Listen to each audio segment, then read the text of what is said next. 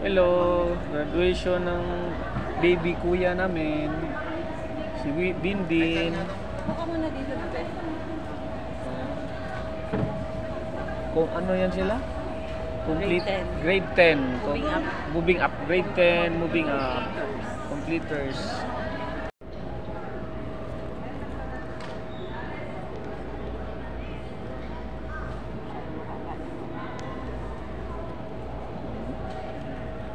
Oh, mami. Next. Taring mo na? Oh.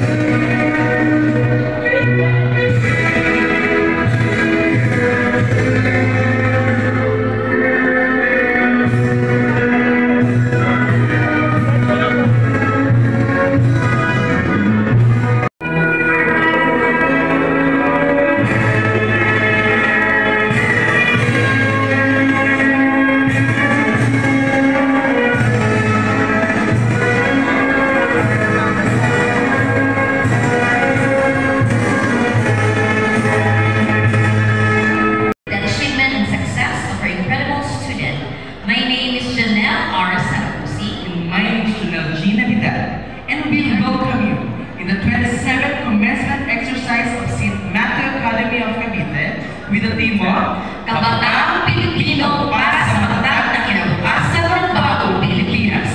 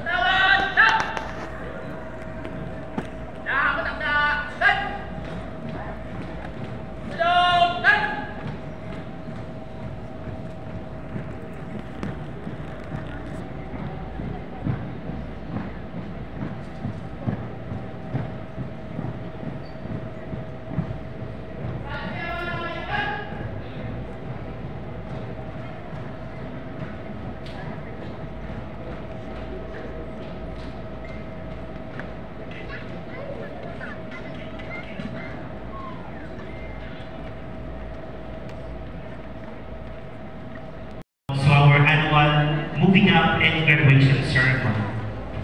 Today marks a significant milestone in the academic journey of our students as we gather to celebrate their accomplishments, growth, and transition to the next phase of their education.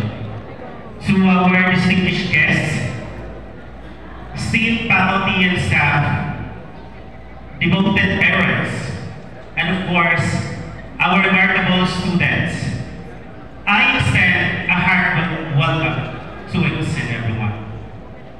And effort put into education. And for those who are making a better change for themselves in studies, I congratulate you for being such a resilient person.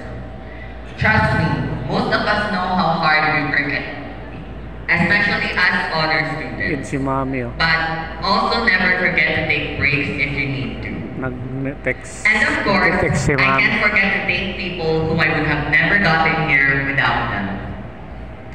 Thank you, parents and family members, for all the sacrifices you have made just to provide a better education for us students.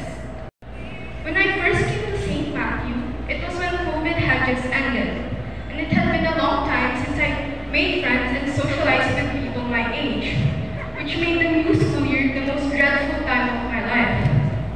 At this point in time, I have transferred to a different school each year of my high school life, having to start the process all over again each time.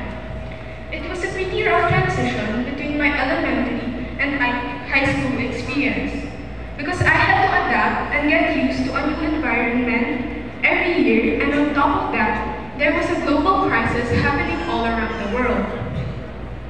Having to repeat this cycle of entering a new environment should have made me get used to it by now.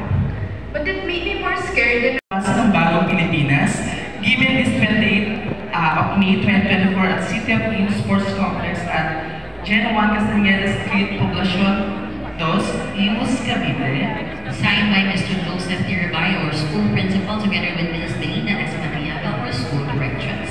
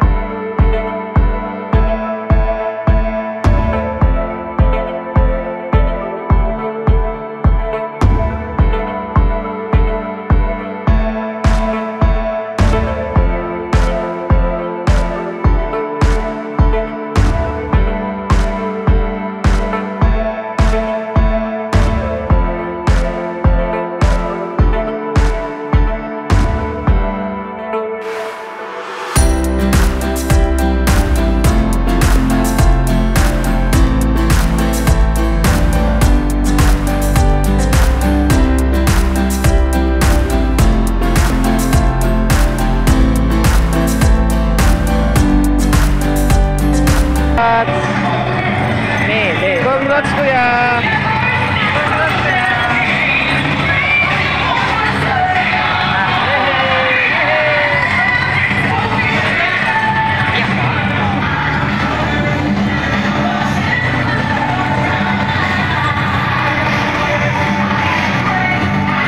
Okay, students, balik na po tayo sa ating mga upuan. Once again, congratulations po sa parents ng ating graduating class as well as the completers of 2023-2024.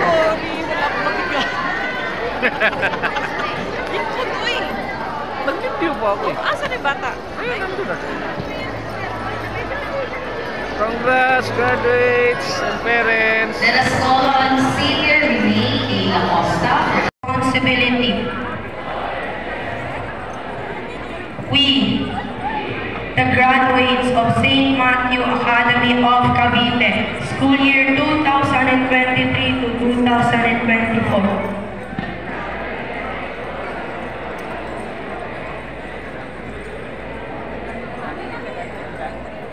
Elementary. Do hereby make this pledge to uphold my diploma as an emblem of my sacred obligation to save the mission and vision of my alma mater with untarnished honor, to maintain unconditional loyalty to the noble principles and ideals of my school, to keep its good name and prestige forever unsoiled, and live in a manner worthy of ourselves, our fellow men, our alma mater, the St. Matthew Academy of Cavite, our country,